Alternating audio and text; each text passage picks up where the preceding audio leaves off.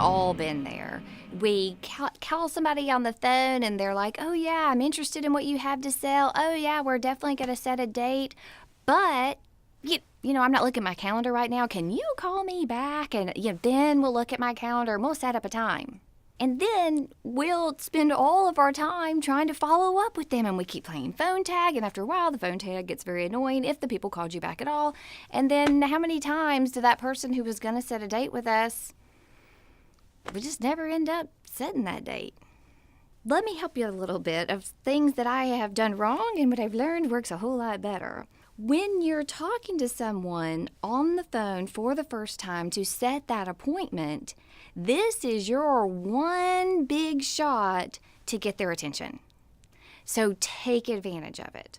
When people are saying, I don't have my calendar in front of me, can you call me back? What they're really saying is, I can't think right now. I've got a lot of things on my mind. I'm thinking about this guy who wants to quit. I'm thinking about this other girl in my office who's, causing all kind of trouble with her gossip. And I've got all these things running around in my mind. I can't think.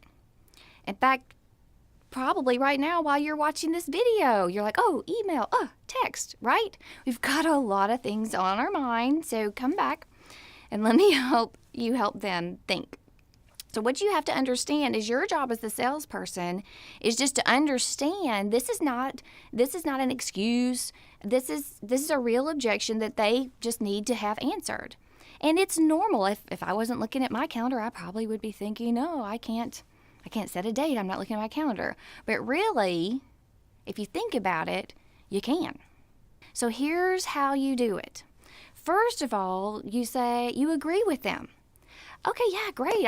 I totally agree. You'd want to check your calendar, because anytime somebody gives you an objection, if you go, oh, you don't have to check your calendar.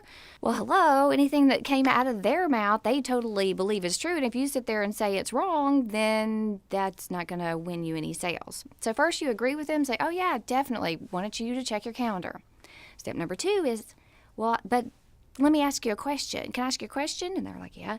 Would it be okay if I go ahead and look at my calendar and maybe we can narrow it down to some days that you think you might have available, and then when you check your calendar, you can see if those days will work? Because, the last thing we want to do is you call back and go, hey, I'll take Thursday morning at 9, and I'm like, oh, already busy. And so when you ask them that, if they really wanted to set an appointment with you, they're always going to say, yeah. Because what you've got to understand is just because they're not looking at their calendar does not mean they don't kind of have patterns to how their week goes. So your job is to help them to think through the patterns. So step number 3 is just to ask them if. So if we were to get together, is it typically easier for you to do, to get to meet on like a early in the week or later in the week? And then they'll tell you, oh yeah, Tuesday, Wednesday, Thursdays, I'm always out of the office. Monday, Fridays, I'm always in. Okay, great. Well, let me look at my calendar. Let's see, I've got Bob Smith with Allstate, and I've got Sue Jones with Wells Fargo. Let's see, this Monday, that Monday. Okay. Well, I tell you what, would it be easier on a Monday morning or a Monday afternoon? Oh, well, yeah, we always have team meetings on Monday morning. So yeah, anytime after 1, usually on Mondays are good for me. Okay. Well, would you rather do like a 1 o'clock or a 2 o'clock? Okay, well, yeah, I'm usually around the office about 1 o'clock. Fabulous. So see what we've done here? We've kind of helped them think through and visualize their calendar, because most of us have patterns to how our week goes. So step number 4 is very crucial. Let me ask you, do you use Outlook or Google Calendar? Oh, yeah, I use an Outlook calendar. Okay, great. What I'm going to do is I'm going to send you a calendar invite for 1 o'clock on Monday the 5th. And when you get the calendar invite, go ahead and hit accept. And that way you'll be locked into my calendar. I won't schedule anyone else over you, because I do stay pretty busy, because what I sell, I am so amazing and people send me a lot of referrals. But, you'll be locked in and I won't let anybody else have that date. And if for some crazy reason you show up at your office and you're like, oh my gosh, I had a wedding anniversary on that day, I won't be available, then that's okay. Email me back with a couple of other times.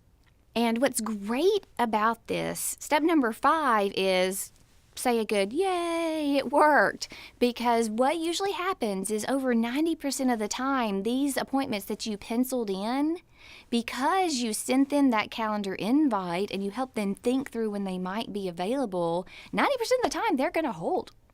And those couple of times when it doesn't, because you've kind of solidified that appointment in their calendar, they're seeing it as a real appointment, and most of the time they're gonna reschedule with you.